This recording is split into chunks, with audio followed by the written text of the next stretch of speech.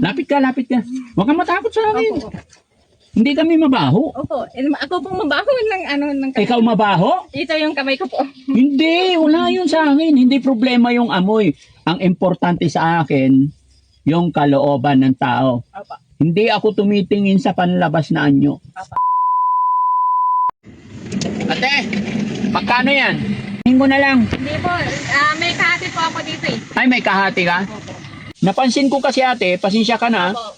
parang baby, parang inaalagaan mo siya. Pinapakain ko pa ng trigo po sir eh. Trigo. Kaya pala mataba siya. No? Anong pangalan yan? Wala po kaming pangalan. Basta binalagaan namin po sir. Ay, hindi nyo pinapangalanan yung baka? Yan kita 5,000 ngayon. Salamat po. Ha? Maraming salamat po. Lapit ka, lapit ka. Huwag kang matakot sa akin. Opo. Hindi kami mabaho. Opo. Ako pong mabaho ng kamay. Ikaw mabaho? Ito yung kamay ko po. Hindi, wala yun sa akin. Hindi problema yung amoy. Ang importante sa akin, yung kalooban ng tao. Opo. Hindi ako tumitingin sa panlabas na anyo. Opo. Diba? Sana ganun ka rin ate. At wag mong iisipin na habang buhay ay ganyan tayo. Opo sir. No? Opo. Umiikot ang mundo. Opo. Malay mo, pag-ikot ng araw, pag-ikot ng mga panahon, bukas sa'yo naman tatama yung sikat ng araw. 5,000 guys, 5 na. Oh, bubuhatin ko na. Hindi ako bubuano nito. Hindi naninipa. Hindi po.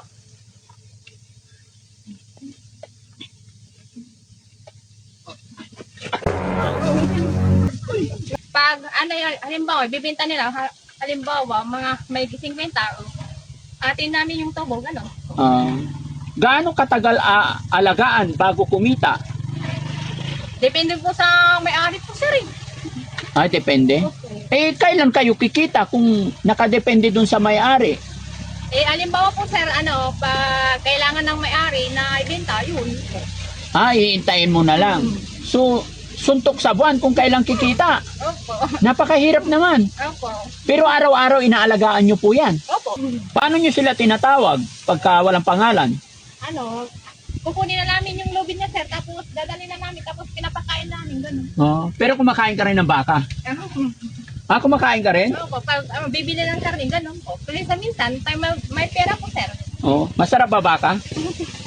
Masarap mag-alagang baka. Opo. Pero matagal ka mo magkakita eh. Opo. Pera ng buhay, gano'n din po. Pag yung alagaan mo na lang. Bakit maputi kamay mo ate? Kumuha kami ng sa bukid po, ng Dayami po. Ano pangalan mo po? Lady Lim po, Palaganas. Ilang taong ka na? 37 po. Bata pa. Pero mukhang matanda na. Opo. Bakit? Wala po.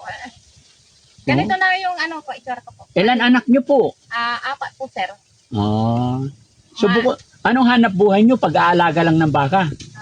Pag po, sir, extra. Extra sa? Pag sa halimbawa, kasi po ako, wala akong trabaho, sir eh. Yung asawa ko, namimili na ng bote, pag extra, ganun. Yung asawa mo nagbobote. Opo. The same time, nag-aalaga rin kayo ng baka. Magkano kita sa bote? Kung minsan, tsamba lang, 300, ganun po, sir. Ganun. Tapos mga anak, nag-aaral. Opo, 3 po yung anak ko po, sir. Ilang taon panganay? 18 po. Tapos, magsi-16 yung sa susunod na buwan po yung anak ko po. Tapos yung bunso, Yung pang ko po, grade 4, 10 po. Tapos, may apo ka na. wala po po. Yung anak kong bunso po, 3 years may po. Yung panganay, Wala pa po. wala pa asawa. Okay. Nag-aaral sa Binalatungan po, sir. Kumusta ang buhay? Mahirap ba? Tsaga-tsaga lang po, sir. Gaano kahirap? Kuminsan, basta lang, sir. Tsaga-tsaga lang. 12:30 na, nag-lunch ka na? Hindi pa po, sir. Hindi pa nagla-lunch. Opo. Pinapakain mo yung baka mo, ikaw hindi pa kumakain. Opo, sir. Kawawa naman si ate. Ano pangalan mo ate? Lady Lim po. Pasensya ka na ate, curious lang ako. Gusto ko lang malaman din ng mga tao kung paano yung hirap mag-alaga ng baka. No? Opo. Sige. Eto ate, dahil sabi mo mahirap ang buhay, hindi ka pa nagla-lunch, pwede ba kitang bigyan ng pang-lunch? Okay, pwede lang po. Pwede? Lapit ka, ate. Ano ka? Si Daddy Frankie pala to. Ay, kilala mo. Halika. Nangalan Kaya kamay mo, ate. Ha? Pasensya na po. Baho. Ay, nangalan po ng baka po, sir. Joke lang. Opo. Huwag kang mag-alala, huwag kang mahiya. Hindi, kumbaga, sanay din ako sa ganyan. Opo.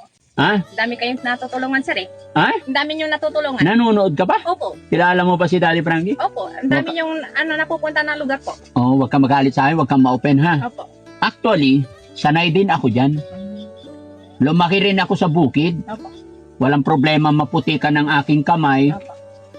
Walang problema madungisan ako. Opo. Importante yung kalooban natin, malinis. Opo. Di ba? Opo. Maputikan ka man ngayon, madungisan ka man ngayon, maligo ka mamaya, okay na. Opo. Pero yung kalooban, pag marumi na talaga yon. Opo. Di ba? Kaya yun na importante. Ano pangalan mo ulit? Lady Lim po, Palaganas. Lady Lynn. Opo. Dahil sabi mo hindi ka pa nagla-lunch, Opo. bigyan kita pang lunch. Opo. Ha?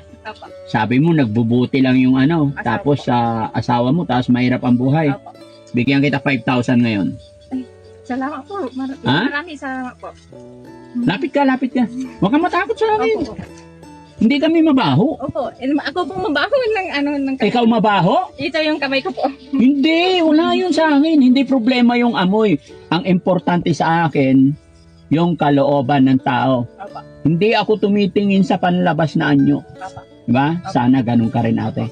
At huwag mong iisipin na habang buhay ay ganyan tayo. Opo, sir. No? Opo. Umiikot ang mundo. Opo.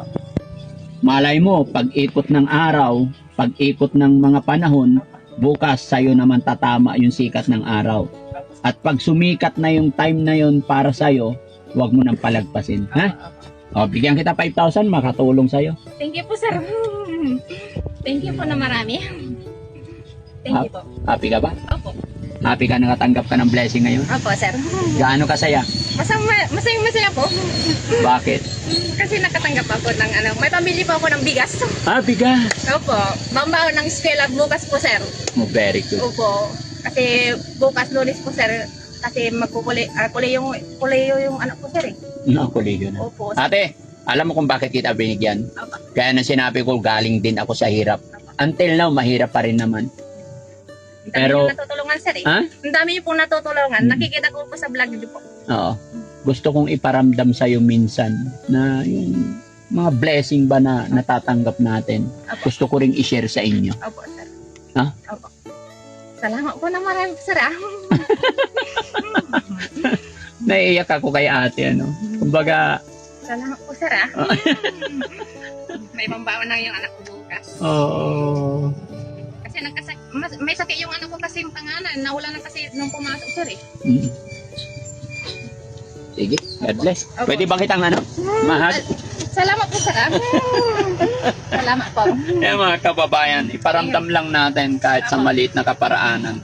Paramdam natin pagmamahal natin sa ating mga kababayan. Hindi sa laki o kung ano man na naibibigay natin. Kahit maliit, kabayan, basta totoong ibinigay natin yan. Kita nyo na, sila na magpapatunay kung gaano sila kasaya sa mga blessing, maliit o malaki. No? Kaya maraming sa ate. Salamat po. Pasensya na po, sir. Huwag kang hihingi ng pasensya. Ako ang hihingi ng dispensa kasi inabala kita. Okay lang po, sir. Ano pangalan ulit? Lady Lynn Palaganas. Lady Lynn. Opo. Naka-video ako, i-upload ko to sa YouTube, Facebook. Okay lang? Opo, sir. Maraming salamat. Salamat po. Baka ano gusto mong sabihin sa mga anak mo? Sana ang mga anak, pagpatuloy nyo yung pag-aaral nyo para sa inyo yung kinabukasan nyo. Habang, bubuhay kami ng papa nyo. Pag-aaral kayo mabuti po. Sa asawa mo na napakasipag, anong mensahe mo sa kanya? Kasama ko naman napakasipag po. Maraming salamat sa support sa amin pinili sa akin. Ba't naiyak ka na? Oh. Ha? Ba't ka naiyak? Masaya lang po. Masaya lang. Okay, God bless. Salamat. Laban lang. Okay. Hindi ko nabibili yung baka mo. Payat. joke lang. Okay, bye-bye po. Bye-bye. Salamat po. Salamat po. Salamat.